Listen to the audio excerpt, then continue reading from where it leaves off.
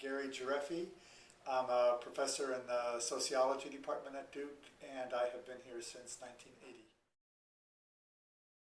Before coming to Duke, I was at Harvard University doing research in a center called the Center for International Affairs.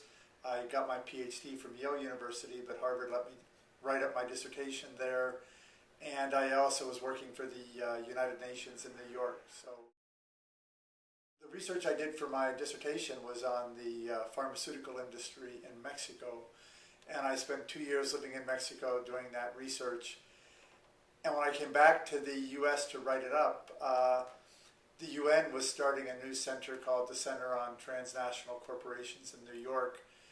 And they were looking for people that had studied different global industries. And because I was looking at pharmaceuticals, they asked if I would be willing to go beyond the research that I had done for my dissertation in Mexico and do a book on the global pharmaceutical industry for them.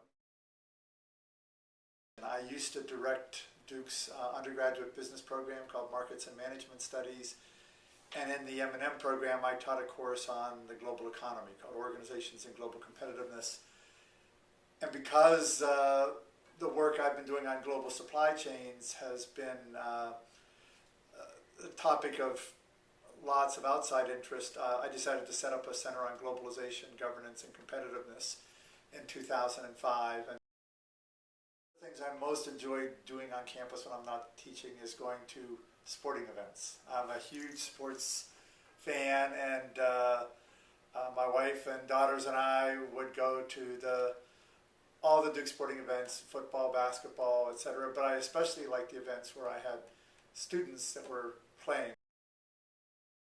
I think my favorite Duke memory is the fact that we were here in Durham for every one of Duke's Final Four basketball victories, and since we live in Trinity Park next to East Campus, we came on campus for all the bonfires.